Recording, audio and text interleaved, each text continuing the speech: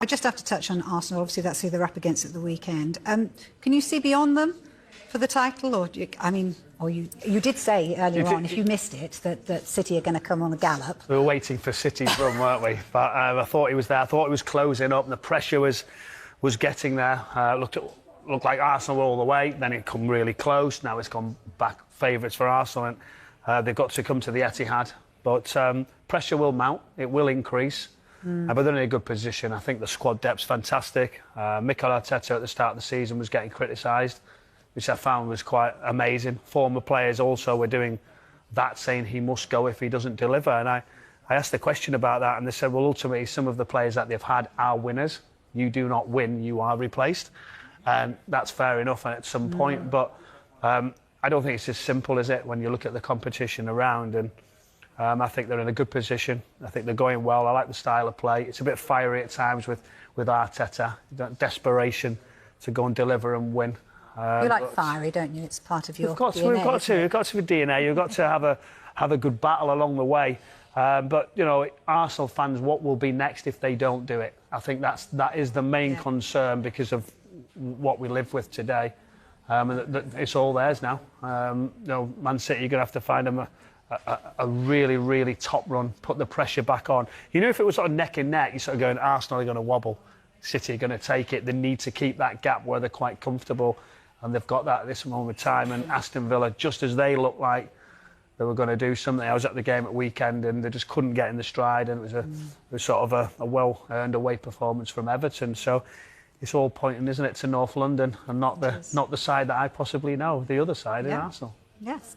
Just finally on Arsenal then, Gyökeres, is he convincing you at the moment or not? Who would Not you yet. start up front? No, okay. Not yet. I think he certainly contributes. He sets the press off at the front, dynamic runs, but delivery of goals. I don't think anybody will care, will they, at the end of the season if Arsenal are Premier League champions? Look at them in the Champions League also as well. But really, we're looking to sort of make them an elite team to make sure that they win it for some years. You wouldn't say he would be that person. Is he contributing in such a big way? Yes. But it's just the next step to guarantee it would be someone who would deliver more goals. Can he get more? Would be the next question. It's a historic Premier League rivalry. We can't wait for this one on Super Sunday. Arsenal and Manchester United renew hostilities.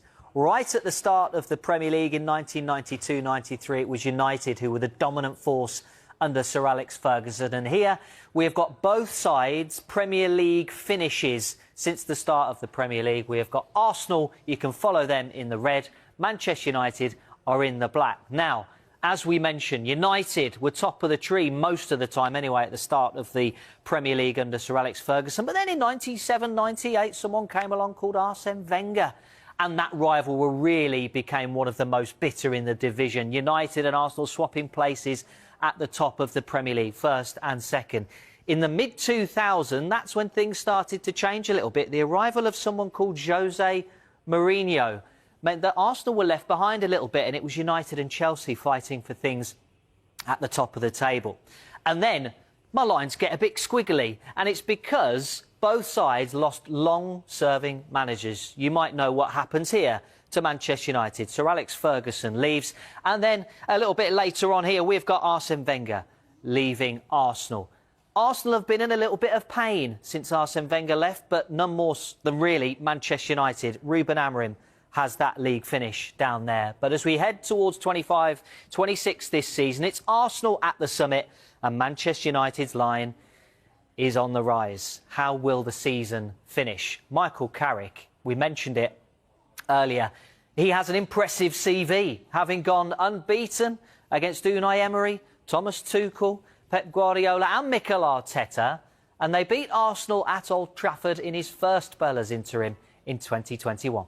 And we saw a warm embrace between Bruno Fernandes and Michael Carrick there, and 4 years later, Fernandes is still the heartbeat of the team, still performing at the highest level. Now, this season, we have plotted every player to have created a chance. We have got open play chances created along the X-axis, and in the Y, we have got chances created via set pieces, and this is every player who's created a chance this season. Now, if you're in the top right, you are doing very, very well indeed. Fernandes is up there, way ahead of everybody else. Most chances created from open play and most chances created from set pieces. It's almost like he does this every year. We take it for granted a little bit how good he is. Look where he is, way ahead of everybody else. And if I know people are interested at home, Fernandes obviously tops the list for open play. Second on the list for open play, you'll know him, Jeremy Doku. And second on the list for set plays is for Leeds fans. Anton Stack has created the second most chances from set pieces this season. That's a great stat. How do you think he's going to get on, Michael Carrick? I mean, he's got off to a flyer, hasn't he, beating the noisy neighbours? Oh, I thought it was coming. I was waiting so long to be so quiet about it. I was at the game actually working for City, and obviously Michael I know well, played with him at Spurs. He lives right near me. And for him to get given this opportunity, you know, he was there for some time, wanting to try and progress as a manager, as a young coach. He waited and he did all the hard yards and then went on to Middlesbrough. Didn't really work out. He showed some real good promise there. And recently I played a bit of paddle with him actually, so we can't talk about that game. No, I just want to know who. I was injured. I had my knee operation. So I'm making an excuse. So it was like, you know, it's his first time he's found himself, you know, out of a job and out of football. Yeah. And it's a strange feeling actually. And he's probably watching Manchester United thinking, so imagine one day if I could, have I lost my chance to be back at Manchester United after not doing so well with Middlesbrough? Should I go back in? Should I have another go? Is it worth staying away from my family for, you know, 2 years like he's just done, and then for it to drop in his lap and to get that win? And as he charged down, you know, it brings special moments. And what's great there is he's already seen it with the Ronaldo goals and beating Arsenal. But what he'll bring calmness. He's very, you know, however well he does, Michael, he's always very cool and calm. Press conferences won't be as lively. Some of the guys that come to me said, what are we going to do about the press conferences? We want a bit of something. I said he'll be very, very just down the line, very straight. But what he'll do is he'll give them a belief that he can go on and do it. I think he'll be delivering information. I think they've been quite cute with the backroom staff for this short period of time. Is Michael fortunate to get given this role? You would say yes, from you leaving Middlesbrough to then going to be manager of Manchester United. But I think he'll have the utmost respect with the players straight away because the way he'll treat them. And Bruno Fernandes, just looking at those stats.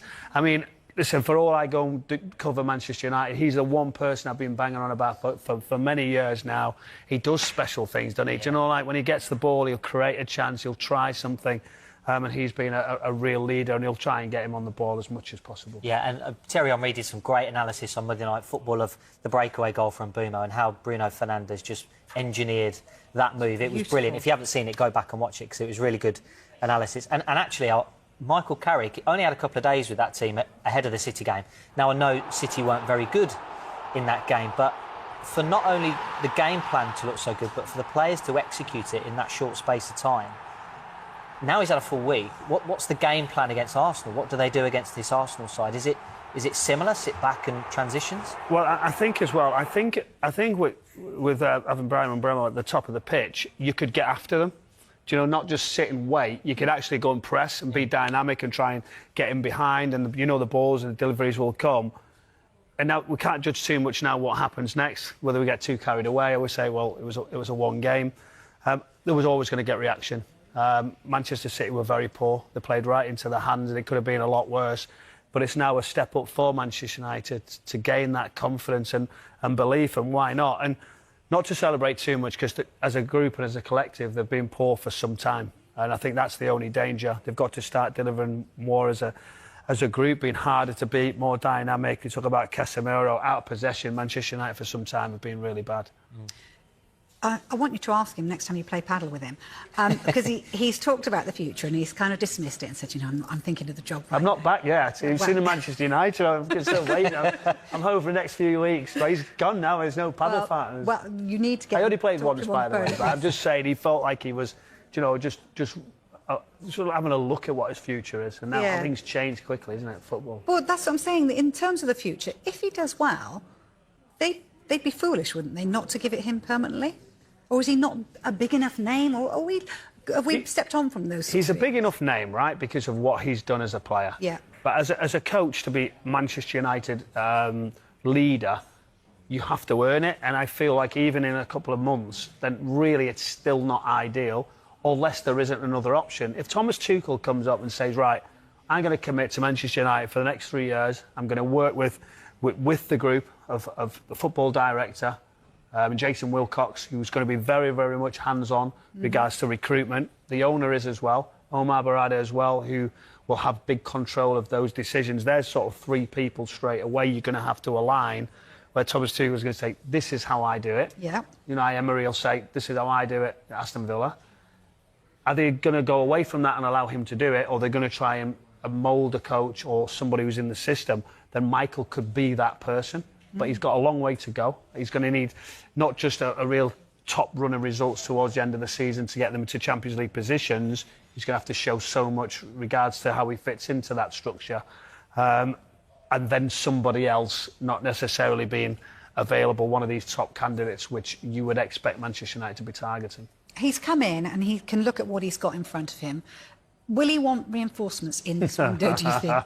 Well, yeah, you can get on the phone to him now and ask. Of course he will. Do you know, why would he not? I feel Manchester United as a club, that'll be something they'll be trying to build. And they will, since the ownership changed, that they're already ready to strike. They've already got the list of players, what they need, and ahead of the game much more than they have been. The recruitment over the years have been very slow. They couldn't make decisions. Then they've spent loads of money on people that not necessarily have done so well and wasted it. So we look at other models that have been really slick. They will be trying to get that right now with what they've got behind the scenes. And then wherever they can help Michael, that's going to be a bonus. If you're a player, though, at this moment, top player, are you going to want to pick Manchester United? Well, that was my next question. Well, there you go. Well done for reading my mind. No, I want you to answer that one. Do you know, Are they still as attractive as they once were? That is the thing. They're not as attractive. Okay. And because of that manager situation, but we can look at Mark Gay. How long's Pep going to be around? Is Arne Slot? You know, is that a situation why you don't change? All these football clubs, Spurs now under pressure. It's almost gone like you're signing for the club rather than you were going for that manager, a Jurgen Klopp. You say, well, I want to play for him for the next 2 or 3 years, and we don't really have a much of that at this moment in time at the top of the Premier League. So Mikel Arteta is one you would say would be a leader for those players if there is a top one, that they'll be coming in to try and take them. But they need maybe a couple more, you would say. If you can do it now, just freshen up. There's nothing better when a player comes in, you know, and you just look, the training lift, everything about it. The fans get a big lift, and it's going to be interesting Michael Brown again. arrives at club. Well, Michael Carrick actually arrived at Spurs, and I'm thinking, oh, it's not too bad. Then he got quite good. Then it was Edgar Davids, and it was Jermaine Jenas. I'm like, let's go somewhere else. So it can have a negative effect, let me tell you. But Yes. as a player, you sort of go, really? But you've got to have competition. These top football clubs now, you're not at it for one session. You can be replaced very quickly.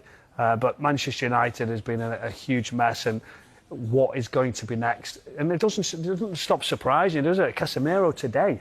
Do we have to do it? You know, when is he going to leave? You know, is it the end of the season? Is that a definite, or will something change sooner rather than later? I think from United's perspective, they're expecting Casemiro to go at the end of the season. I think that's essentially what's going to happen. Do you think it's not interesting how it is now, though?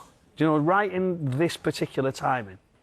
Well, I mean, from the player's point of view, it allows him to kind of freely go about sorting out his future. I know he's only got a few months left anyway, so he would be able to talk to clubs outside of the Premier League. But I guess it gives him a little bit more leverage to go out and speak to other clubs. Or it gives something's everyone close by, possibly. Do you know, that might start to come out. And it just gives everyone a little bit of clarity as well as to what's going to happen. United would like to free up the wages, I think, from Casemiro for next season. They're targeting midfield. I think they're very much engineering their spending towards the summer rather than this transfer window. They're looking at players like Elliot Anderson, like Carlos Baleba, Adam Wharton, those types of players to come in and strengthen that midfield. And they're different kinds of players to Casemiro. So it feels like United are going to be moving in a slightly different direction. And maybe Casemiro was a lightning rod, really, for the mistakes of the past for Manchester United when Sir Jim Ratcliffe and Ineos weren't involved, signing big contracts for players and almost having a contract as a millstone around their neck, carrying that big wage for Casemiro. But they almost had to do that to get the players to come, because that was the other thing now, and they're still a little bit like that, where they're going to have to pay possibly more than others. And And let's be honest, the other clubs are going to drive that up as well, aren't they, with showing interest in these players. Yeah.